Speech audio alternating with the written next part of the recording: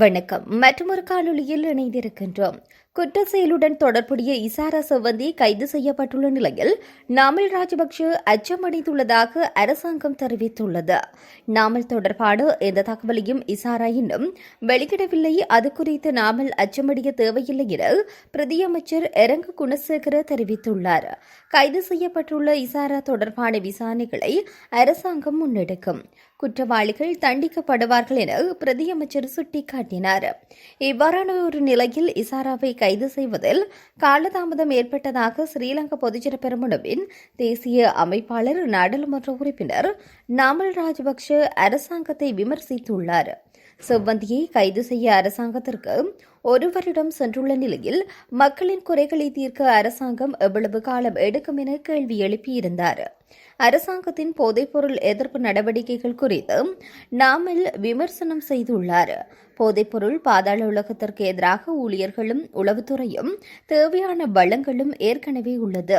இந்த நிலையில் எதிர்க்கட்சி ஆதரவு தேவையில்லை என நாமல் சுட்டிக்காட்டினார். அரசாங்கம் தவறு செய்தால் அந்த தவறுகளை சுட்டிக்காட்ட எதிர்க்கட்சியாக நாங்கள் எப்போதும் தயாராக இருக்கின்றோம் என நாமல் தெரிவித்தார். நடைபெறவுள்ள மாகாண சபை தேர்தல் குறித்து கேள்விக்கு பதிலளித்த நாமல், தேர்தல்கள் அறிவிக்கப்பட்ட பின்னரே அதன் செயல்பாடு குறித்து ஸ்ரீலங்கா பொதுஜன பெரமுன தீர்மானிக்கும் என தெரிவித்திருந்தார். இதுவரை இசாரா செவ்வந்தி உட்பட நாட்டுக்கு அழைத்து வரப்பட்ட 5 பேரிடம் மேலும் விசாரணைகள் நடத்துவதற்கு தடுப்பு காவல் உத்தரவு பெறப்பட உள்ளதாக போலீஸ் ஊடக பேச்சாளர் தெரிவித்தார். அழுத்கடை நீதிமன்ற வளாகத்தில் பாதாள உலக தலைவர் கனியமுல்ல சஞ்சீவவின் படுகொலைக்கு பின்னணியில் இருந்ததாக கருதப்படும் இசாரா செவ்வந்தி நேபாளத்தில் பக்தபூர் மாவட்டத்தில் உள்ள திப்போஸ் பூங்காவில் உள்ள ஒரு ஆடம்பரமான வீட்டில் மறைந்திருந்த போது நேற்று முன்தினம் இரவு கைது செய்யப்பட்டிருந்தார்.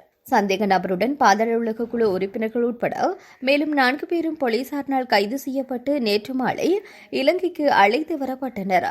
இசாரா செவ்வந்தி வீரசிங்க பின்புற தேவகே கிள்ளொச்சி பழகி சேது ஜீவதாசன் கனகராசா சுரேஷ் யாழ்ப்பாணம் மிருசுவிலை சேர்ந்து தக்ஷி நந்தகுமார் தினேஷ் ஷியாமந்த டி சில்வா யாழ்ப்பாணத்தை சேர்ந்த ஹெனடி பஸ்தியாம்பிள்ளை ஜே.கே. பாய் மற்றும் தினேஷ் நிஷாந்த் குமார் விக்ரம ஆராய்ச்சிக்கு ஆகியோரே கைது செய்யப்பட்டிருந்தனர். இதில் இசாரா செவ்வந்தி உள்ளிட்ட 4 கொழும்பு குற்ற விசாரணை பிரிவிலும் மற்ற 2 சகோதரர்களும் குற்ற புலனாய்வு பிரிவின் போலியகொட பிரிவிலும் மற்ற 2 சந்தேக நபர்களும் குற்றப்புலனாய்வு பிரிவின் பேலியகொட பிரிவிலும் தடுத்து வைக்கப்பட்டுள்ளனர்.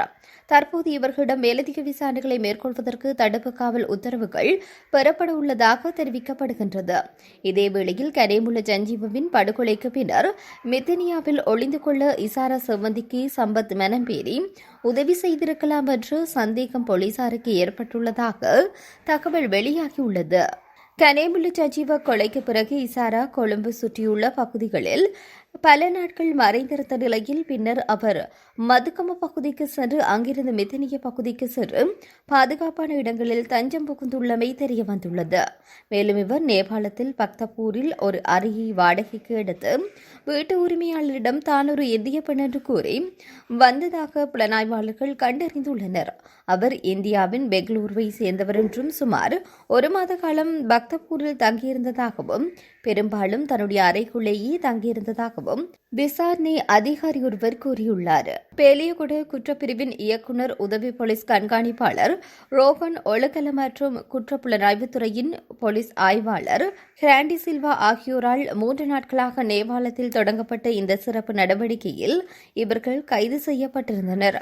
இவர்கள் கைது செய்யப்பட்ட நேரத்தில் கேகல்பத்ர பத்மேவின் கும்பலின் தலைவரான ஹம்பகா பாபா என்ற பாதாள உலக குழு தலைவர் ரோஹான் ஒழுகலாவுக்கு 5 மில்லியன் லஞ்சம் கொடுத்து காவலிலிருந்து தப்பிக்க முயன்றதாகவும் தகவல் வெளியாகியுள்ளது. இதேவேளையில் இலங்கையில் சிறைச்சாலைகளில் கடுமையான நெரிசல் நிலை நீடித்து வருவதாக தற்போது தகவல் ஒன்று வெளியாகியிருக்கிறது. நாட்டில் உள்ள 36 சிறைகளில் சுமார் 10,500 கைதிகளை தடுத்து வைக்கக்கூடிய திறன் மட்டுமே காணப்படுவதாக தெரிவிக்கப்படுகின்றது. எனினும் நேற்றைய நிலவரப்படி குறித்த சிறைச்சாலைகளில் 36,728 கைதிகள் அடைத்து வைக்கப்பட்டுள்ளதாக சிறைச்சாலை புள்ளி விவரங்கள் தெரிவிக்கின்றது.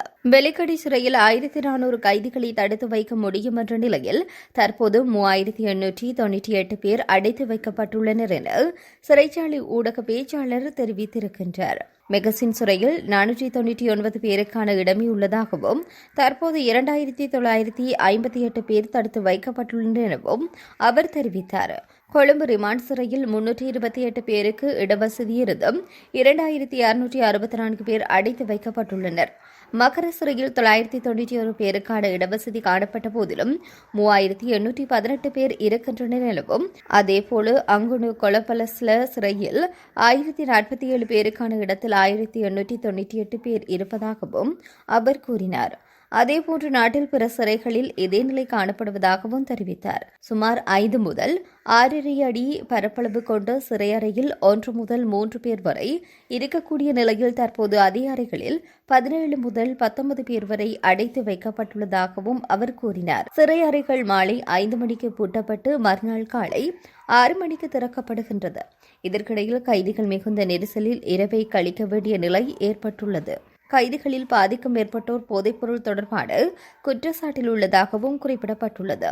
முன்னாள் அமைச்சர்கள் அடைக்கப்பட்டுள்ள சிறை அறைகளில் 15 முதல் 20 பேருக்கான இடம் மட்டுமே இருந்தாலும் தற்போது சுமார் 40 பேர் வரை அடைத்து வைக்கப்பட்டுள்ளதாக தெரிவிக்கப்படுகிறது.